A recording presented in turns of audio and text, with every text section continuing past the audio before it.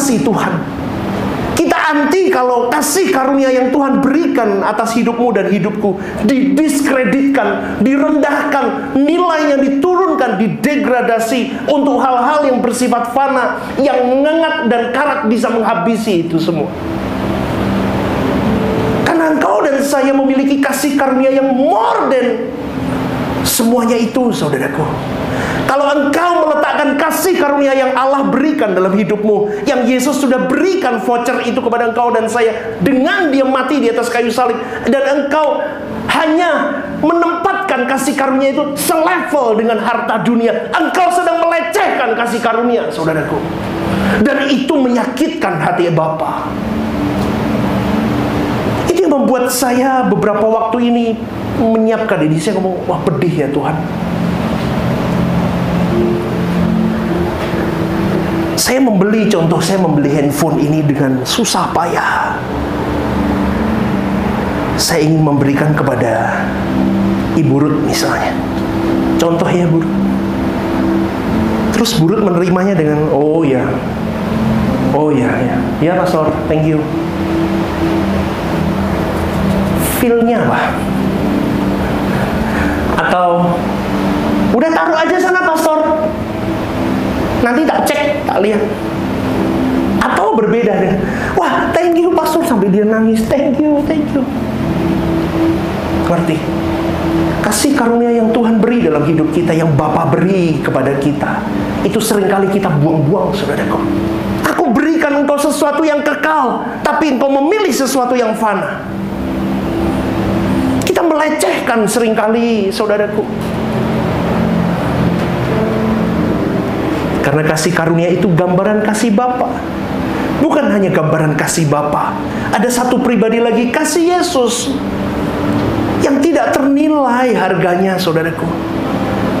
Karena kalau kita berbicara kasih karunia, itu tidak berbicara hanya satu pribadi Bapa, tetapi kita juga berbicara tentang pribadi Yesus yang mau memberikan nyawanya untuk sesamanya, tetapi engkau tidak menghargainya. Memang diberikan cuma-cuma, hanya butuh diresponi dari si penerimanya. Si penerima seharusnya berkarakter. Tolong garis bawahi kalimat ini. Seharusnya, saudaraku, proses kasih karunia menitik beratkan kepada, kalau engkau sudah menerima kasih karunia,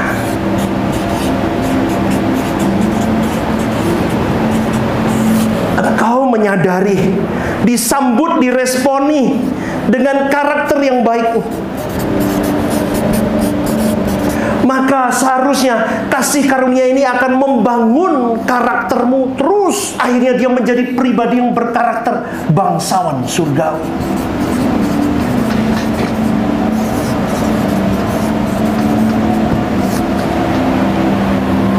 Saudaraku yang dikasihi oleh Tuhan, saya tegaskan sekali lagi. Coba tampilin Roma 14 ayat 17. Kita baca. Sebab kerajaan Allah bukanlah soal apa? Makan dan minuman, tetapi soal apa? Kebenaran, damai sejahtera dan sukacita oleh Roh Kudus. Saudaraku, begini, harus ditegaskan bahwa proses keselamatan, kalau kita berbicara kasih karunia berarti salvation, betul ya? Betul ya? Keselamatan bermuara di kasih karunia bermuara di keselamatan. Ini bermuaranya di keselamatan. Bapak Ibu harus jelas, semua yang dilakukan Bapa, semuanya, sampai mengirim putranya yang tunggal, semua hal terjadi dalam hidup ini, sampai proses terjadi pembaruan roh, pembaruan pikiran, hidup baru, ya, semuanya, sampai kita benar-benar memisahkan kakos dan kalos, kita benar-benar dirasuki oleh Roh Allah itu sendiri. Tujuannya sampai apa? Ini muaranya ini semua. Coba Anda bayangin, semua muaranya di sini.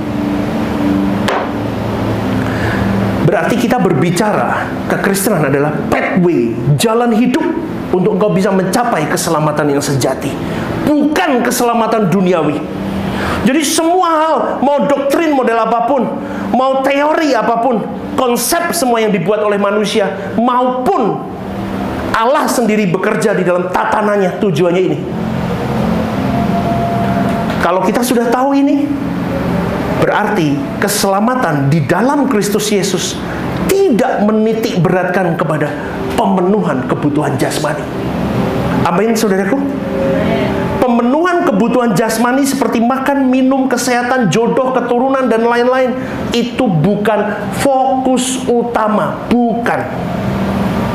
Tapi hanya jadi tambahan. Makanya saya selalu ngomong, kalau belum nemu jodoh, jangan buru-buru nikah. Jangan kau tabrak saja. Karena konsep dunia berkata 25, 26, 27, before 30, cewek harus married. Itu kan kata dunia. Apa kata Tuhan? Kita harus tahu apa kata Tuhan.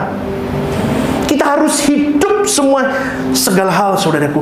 Hidupmu, pernikahanmu, pekerjaanmu, pelayananmu, semuanya, all harus dipersembahkan untuk Dia.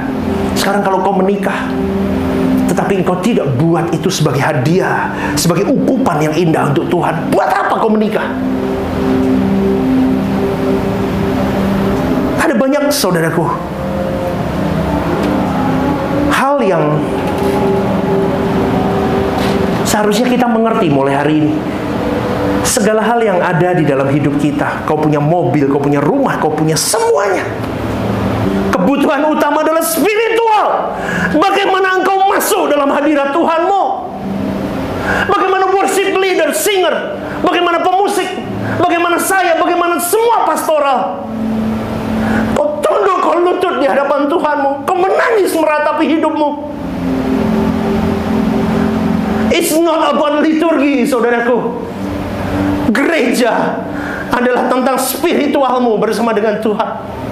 Aku punya gedung besar sekalipun, saudaraku, aku punya jemaat ratusan ribuan sekalipun, kalau aku tidak pernah duduk dekat kaki Tuhan dan hantam kepada Tuhan, orang-orang di sekitarku tidak takut akan Tuhan, roboh itu gereja, runtuh itu gereja. Saya tidak butuh penyanyi yang hebat suaranya.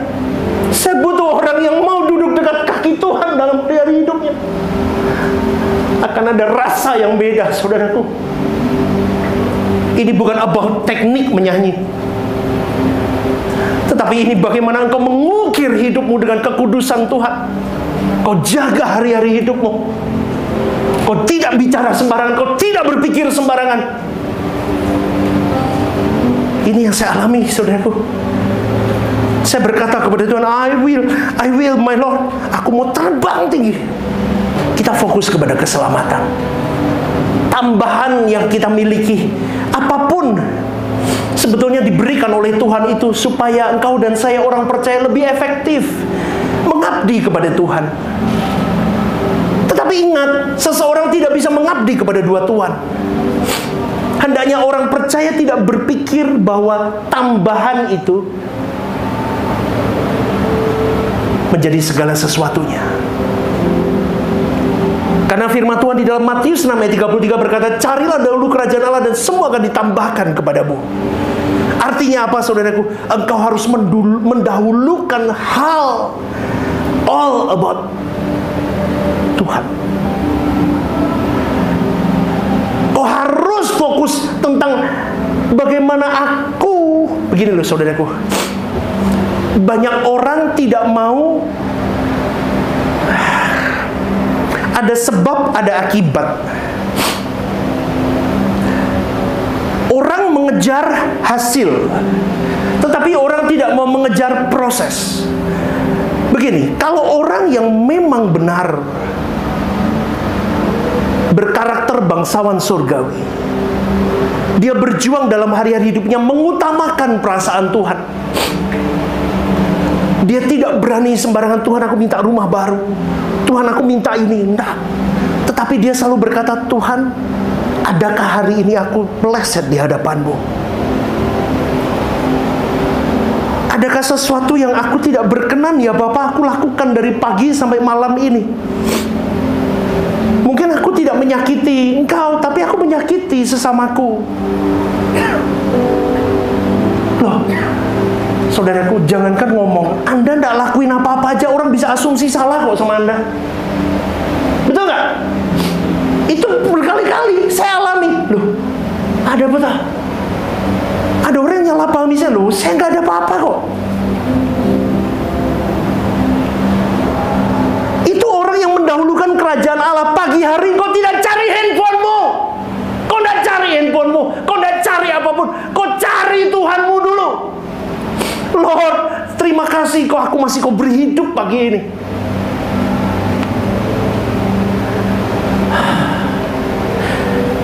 Itu yang simple, saudara. Itu masih hal kecil. Sampai nanti ada pilihan yang sampai di titik nyawa atau Tuhan. Itu masih simple. Oh, pagi milih Tuhan, itu masih simple. Oh, udah main HP, ini masih ecek-ecek, saudaraku. Nanti sampai di titik pilih Tuhan apa nyawamu hilang? Pilih Tuhan apa gangdaumu hilang? Cepet Tio hilang apa pilih Tuhan? 1M apa pilih Tuhan? Ini apa pilih Tuhan? Sih, dari hal kecil, saudaraku. Bangun tidur, oke, hari Minggu aku capek tapi Sabtunya berangkat gak ya? Males aku, pilih Tuhan, berangkat. Capek pun berangkat. Betul? Itu masih hal kecil, masih receh, saudaraku. Tapi kalau sampai engkau terus kau berjuang, aku mau hidup benar, aku mau terus sampai di titik pilihan nanti begitu, saudara. Nyawamu apa Tuhan? Dilatih sampai kau berani. Jadi begini, mendahulukan kerajaan Allah dan kebenarannya artinya dengan berusaha menyambut usaha Tuhan dan menggarap manusia untuk menjadi manusia seperti yang Dia kehendaki, supaya engkau dan saya menjadi manusia yang segambar dengan dirinya, saudaraku. Dan ingat baik-baik, saudaraku, pribadi yang sudah menangkap apa pesan Tuhan di dalam hidupnya, yang menghargai kasih karunia, dia tidak hidup di dalam keselamatan yang salah seperti keselamatan yang setan berikan dengan dunia ini, maka akan ada perubahan karakter dalam dirinya. Seorang Kristen yang mengalami keselamatan dengan benar, seluruh aspek hidupnya akan berubah, terutama karakternya. Ini loh, saudaraku, yang saya selalu ngomong, karakter. Itu kalau saya selalu berdoa sama Tuhan, Tuhan, aku nggak butuh orang pintar, aku butuh orang yang karakternya baik. Orang bodoh itu dilatih bisa, saudaraku. Saya dikasih anjing, saudaraku. Saya dikasih anjing, 1 ekor anjing pudel begitu ya. Itu bodohnya minta ampun, kencing, dijek-ijek, tai dijek, pusing kepalaku.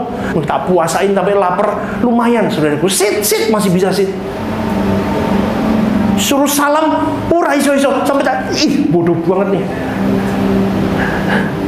Tapi bisa. Sama. Tuhan itu mau karaktermu itu bangsawan surgawi. Seorang bangsawan surgawi punya karakter mulia, saudaraku.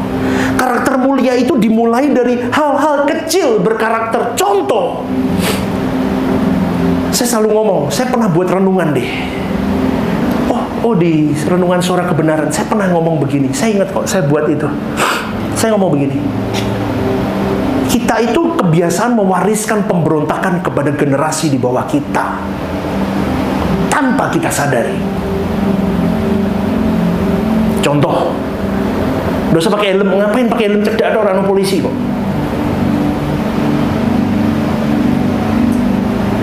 Kita sedang melatih loh, dan generasi di bawah kita sedang melihat, oh, papaku melanggar, ora popo. Dulu saya orang temperamental, saya selalu ngomong begini, ada yang ngeplak kamu, keplak balik dah sih. Perlu botol sirongnya memoncrot. Itu saya jujur, saya dulu. Tanya tuh Jaden sama Ansel, laki balas. Saya sedang melatih mereka untuk berontak. Sedangkan seorang bangsawan surgawi, karakternya harus mulia. Mulia, tidak bercacat, tidak bercela, serupa seperti Kristus. Sempurna seperti Bapa. Bagaimana itu semua. Kalau orang semua mempunyai karakter yang benar karena memahami keselamatan, mereka tidak akan bisa masuk ke dalam keselamatan yang benar kalau karakter mereka tidak diubah. Maka gereja akan baik-baik saja, kantor baik-baik saja, rumah tangga baik-baik saja, semua baik. Kenapa? Karena mereka memiliki kesadaran, karena karakter harus dibentuk. Makanya saya tidak mau pakai orang hebat, sehebat apapun, karaktermu bantah terus, saya tidak pakai. Apalagi masuk di dalam tim pastoral, masuk di dalam tim pelayan, ikuti aturan mainnya. Di dalam semuanya ada sistem ketua-ketua, ikuti ketuanya. Tunduk, ikuti aturan main. Setuju saudaraku?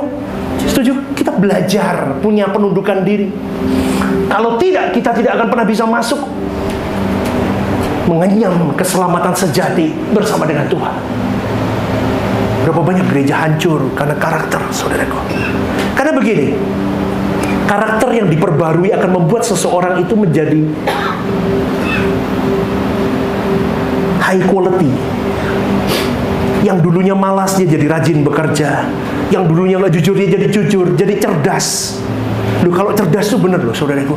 Kalau engkau punya dekat sama Tuhan, cerdas, bener. Itu nggak bisa dipungkiri, cerdas. Anda bisa beda, gaya hidupmu bagus.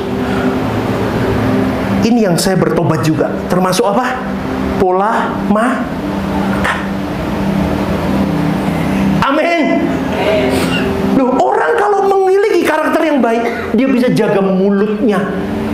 Masuk tuh dijaga. Selain masuk, ngomong dia bisa jaga. Loh, ini yang saya dapat loh saudaraku. Jadi banyak hal kalau kita belajar. Karena Satan Salvation berkata everything legal, semua boleh.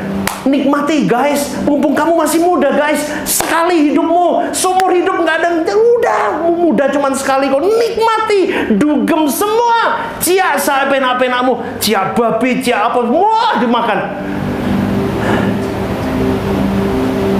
No, jangan kau berkata aku ngerokok, gak boleh. Mana ayatnya? Oke, bait Allah tubuhmu. Oke, kau makan Indomie 10 tiap hari, itu sama dengan rokok. Saudara, kau merusak bait Allah. Engkau tidak tidur jam 11, kau bergadang tiap hari, kau merusak bait Allah. Kau minum manis-manis, kau tidak olahraga, kau merusak bait Allah. Sama. Itu bukan karakter bangsawan surgawi. Kalau engkau tahu berkarakter bangsawan surgawi, engkau sedang dipinjami oleh Bapamu tubuh. Kau harus jaga tubuhmu dengan baik, supaya suatu hari nanti, Bapa, ku kembalikan tubuh ini kepada tanah. Ini rohku, aku kembali kepada dirimu. Aku sudah jaga tubuh yang sudah kau percaya kepada diriku. Dan ini rohku, spiritualku pun aku jaga. Kenapa? Karena aku mau menjentakkan kakiku suatu hari nanti. Saat ini seperti aku bertemu dengan engkau face to face di hadapan Tuhan. Orang baik belum tentu selamat, tetapi orang yang selamat masuk di dalam keselamatan yang sejati pasti orang baik. Bahkan orang itu akan menuju kepada kesempurnaan, keselamatan versi Tuhan, keselamatan kekal. Karaktermu diubah. Jadilah pribadi yang mulai menunjukkan kepada Bapamu, Bapa, aku sedang mewariskan bukan uang, bukan harta dunia, tetapi aku sedang mewariskan karakter bangsawan surgawi kepada generasiku. Bapak Ibu, saya ajak sekarang. Asik gak? Amin? Amin? Kita bareng-bareng, kita mau menghentikan Satan Salvation dan kita bangkitkan keselamatan dari Tuhan. Berikan tepuk tangan. Haleluya. Ya, bangkit berdiri.